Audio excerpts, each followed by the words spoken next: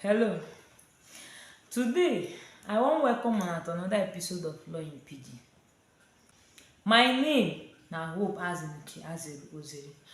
Today we go talk about murder. Wetin for this our language wey we dey use na kpai we go use dey talk am, kpai, to kpai somebody. Wetin law talk about to kpai somebody? Una know wetin e mean to kpai somebody? To send somebody go message wey e no go fit return again, to send somebody go the other side, or to send somebody to go meet im creator. Anyhow wey you wan look am, na im be to kpai somebody. You see, when e comes to anything wey concern to kpai somebody, law no dey use am laugh, law no dey use am play, because some people dem dey feel say na small offence or something.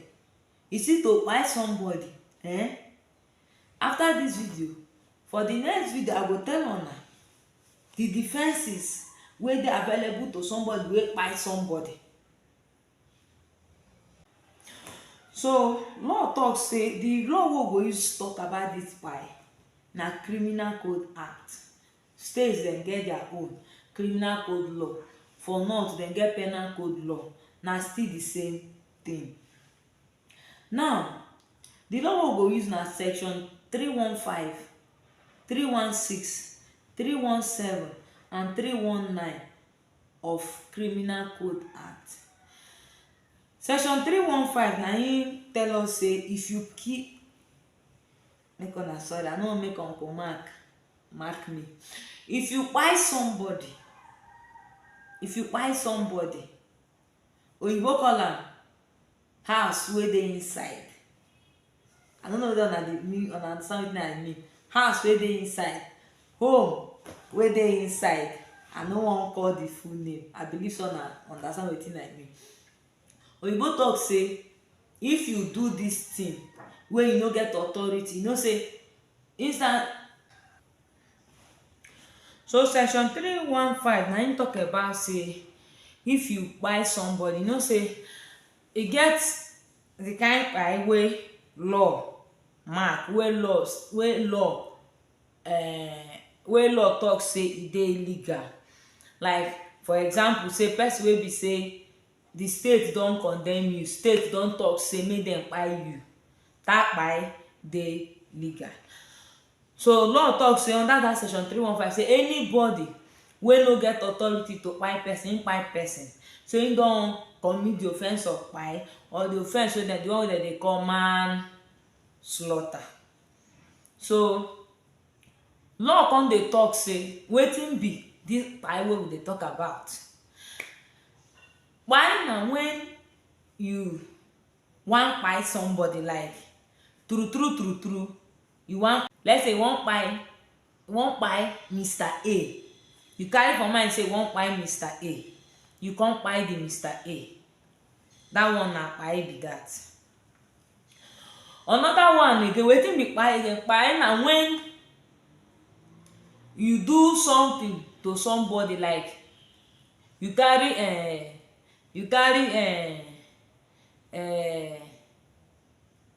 wetin go wound me, wetin go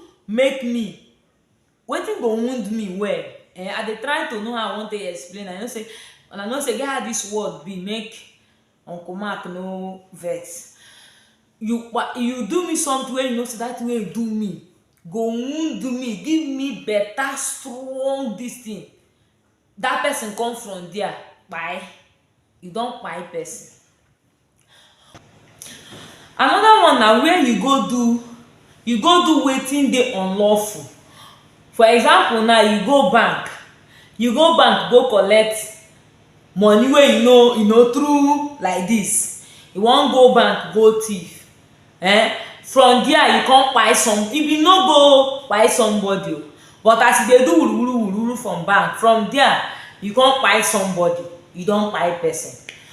Another one na where you go, na me you be wan kpai, na me you carry for mind, everybody know say na me be wan kpai, but you no fit kpai me. you can't go kpai another person wey dey near me or another person wey dey far. Let's say for example you carry that way dem dey use the, you know, if you wan like do like this to person, una know wetin I mean. The thing come pass me, na me be wan do the thing, the thing come pass me go hit another person, e don kpai person, na kpai law call am, and na big offence. In fact, to kpai somebody na the highest offence wey you fit commit. Law no dey use am play. If you kpai somebody, God talk am say true true say you kpai somebody, God go jail you, and as dem jail you na kpai dem go kpai you. Some people fit say who dem don dey kpai, who dem don dey kpai. Make I tell you the difference between person wey court don say make dem kpai and person wey court just send go prison like that. If court send you go prison like that, you fit come out. Maybe if dem send you go life imprisonment, you come serve 21 years, you fit come out. But if court say make dem kpai you, if you like serve 30 years there, you no dey come out. If you like serve 30 years there, you no dey come out, you go still dey there. You go dey there because like dem don condemn you. Dem don condemn you like condemn criminal. Dem don condemn you, you no go fit come out again. Na im be the difference. God say, law talk say, criminal code act talk say anybody wey kpai person, make dem kpai the person back. Make dem kpai the person back. If you kpai somebody, make dem kpai you back. Now e get one wey law come talk manslaughter.